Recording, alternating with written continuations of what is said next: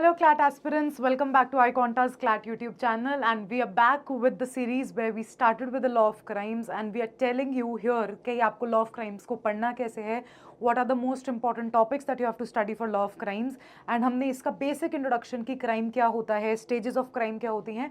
That is all everything we have seen in the first part. If you haven't watched it, just go watch it and then come to the second part, where today we are going to start with the journal exceptions for IPC.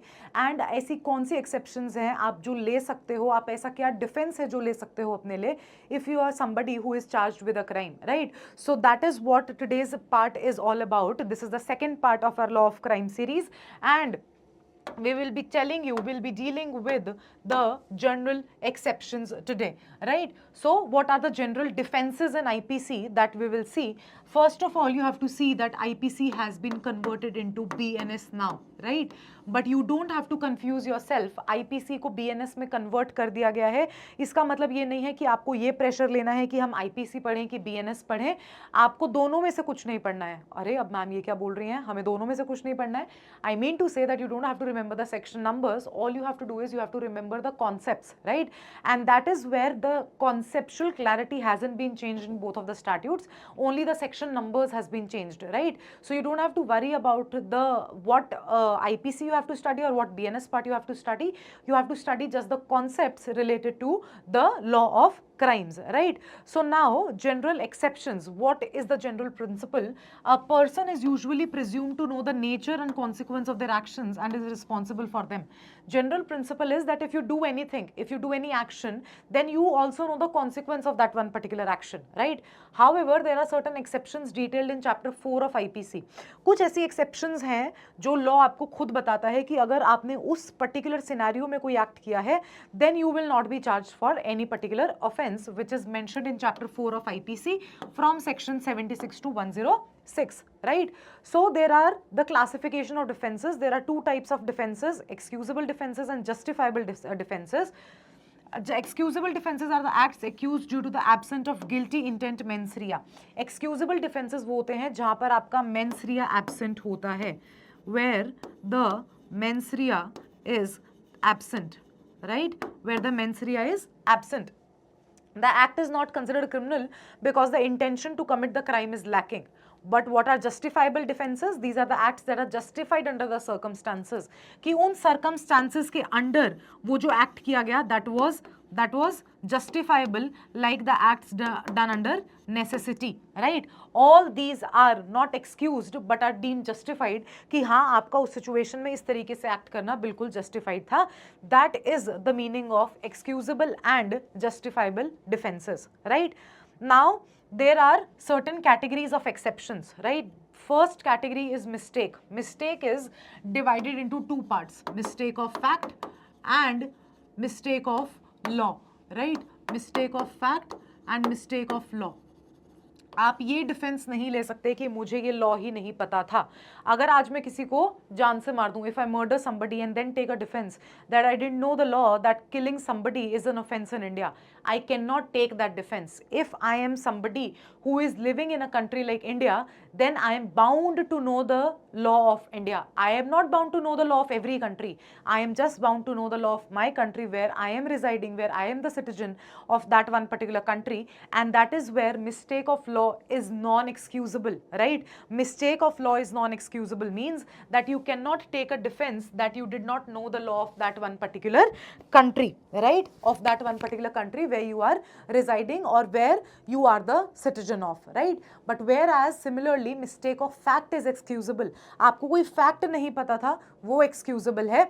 That is what the defense that you can take, but mistake of law is not excused, right? That is what mistake that I explained you. Mistake is defined under section 76 and 79 of IPC.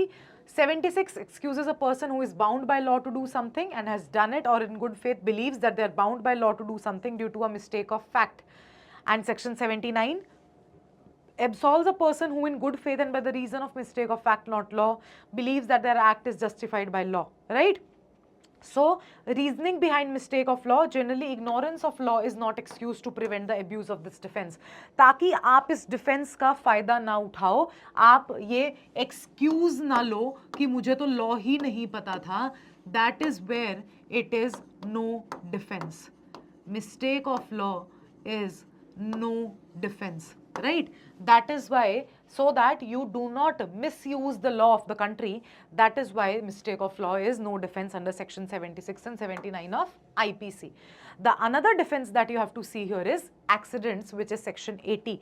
If you have done something accidentally, then that is totally excusable. If you have done something, due to an accident, that is excusable. Exempts a person from liability if the act was done without criminal intent or knowledge, lawfully and with proper care and caution, right? So what are they saying here कि criminal intent, आपका intention नहीं है कुछ भी करने का, you don't have the intention to do anything, you have an absence of mens rea, you have an absence of mens rea, right? Let's for say you are going on in this direction, you're going on in this direction with a normal speed, but the other car is coming from a wrong side with a high speed, right? And you both collide and you cause injury to this one particular person. That is done by accident. You did not had any intention to cause hurt to that particular person, and that is why you are liable to get the defense under section 80 that you did it by accident. Essential requirement, the incident must be unforeseen event not attributable to human fault. ठीक है कि आपसे वो चीज जो हुई है वो एक अनफोर्सेबल इवेंट हुआ है, वो चीज आप एज्यूम भी नहीं कर सकते थे, एट्रीब्यूट भी नहीं कर सकते थे कि वो आप कर सकते हो. You have not presumed that that can happen. It was an unforeseen event that happened and which was beyond your control, which was beyond your control. For example, Tunda versus Rex, where an accidental injury causing a wrestling match was not considered criminal due to implied consent and lack of foul play. अगर आप एक wrestling का match खेलने जा रहे हो and if you are the opponent, then it is implied that if you are going to play the match, then you have the consent to the any injury that is caused between the wrestling match. अगर आपको कोई पंच करेगा तो बदले में आप भी उसको पंच करोगे, तो अगर सामने वाले को कोई इंजरी हो जाती हो, then you are not liable for the injury that has happened because it was caused by an accident and there was an implied consent of the other party, right? Now, doctrine of necessity, section 81, requires the act to be done in good faith and without mens rea, choosing the lesser evil to prevent a greater harm. ठीक है, यही necessity की जो doctrine है ये बहुत ज़्यादा important है for you to understand in general exceptions, and that is where you get a passage from this one particular topic 100% every alternate year, right? So what are they saying in the doctrine of necessity? An act done in good faith and without mens rea, choosing the lesser evil to prevent a greater harm. एक बड़े harm को prevent करने के लिए, right? To prevent a bigger harm, you cause a smaller harm. To prevent a bigger harm, you cause a smaller harm. That is permissible. You are not liable for the smaller harm as well. That is what they are saying in this one particular doctrine. The principle is derived from the maxims implying that necessity overrides the law. जो necessity है, जो उस situation में होना ज़रूरी था, वो उस चीज़ को override कर देगा. That is what they are saying under the doctrine of necessity. For example, there is this boat which has 3 people, right? And there is this boat which has 25 people. This is coming from this direction and this boat is coming from this direction.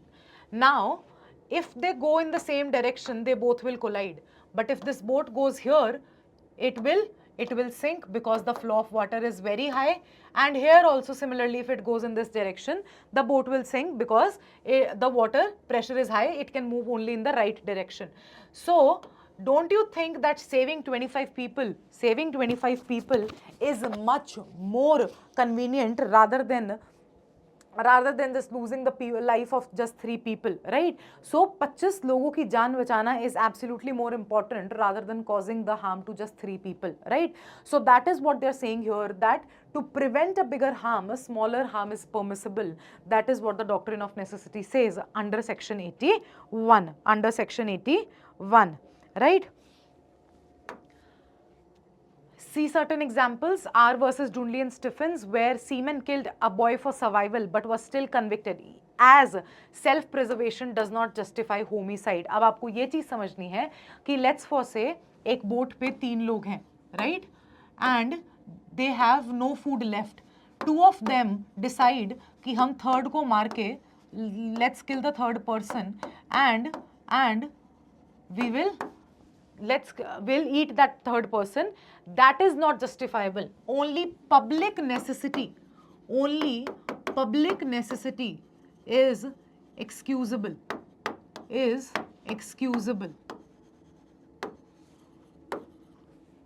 Private necessity is no defense.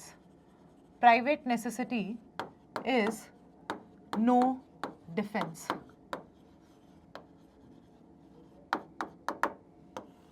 That is what you have to see here, that public necessity is excusable but private necessity is no defense, right?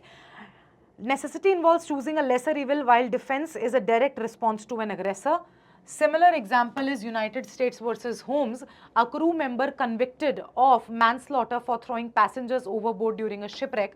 Again, private necessity non-excusable, right? Gopal Naidu versus Emperor, police officers restrained a drunken man with a revolver to prevent public nuisance, justified under necessity despite the technical offense of wrongful confinement. ठीक है, अगर एक person है जो public में nuisance create करने वाला है, तो अगर उसको रिवॉल्वर से पब्लिक न्यूसेंस को प्रिवेंट करने के लिए रोका गया है, then that is totally justifiable. Right. Now next come to the defence of infancy. Infancy से आपको सिर्फ एक ही वर्ड याद आना चाहिए, that is infant. An offence done by a child. An offense done by a child. Only 3 things that you have to see here. Only 3 things. Offense done under the child who is less than 7 years, then a child from 7 to 12 years, and then any offense done by a child more than 12 years, right? So section 82 and 83 of the Indian Penal Code provide immunity from criminal liability to child offenders based on their age and presumed mental capacity. Section 82 presumes that children under 7 years old are incapable of committing a criminal act. Dolly in capex. 7 years से under absolute liability, absolute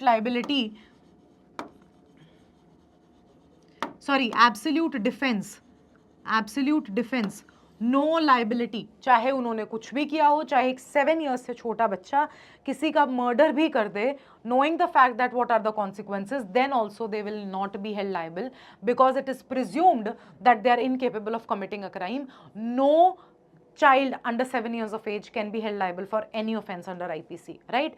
This presumption is conclusive, meaning such children cannot form the necessary mens rea to commit a crime regardless of evidence. ठीक है, तो वो क्या बोल रहे हैं कि ये presume ही नहीं किया जा सकता that a child under 7 years of age can form that mens rea to do any offense, and that is why we are not making them liable here.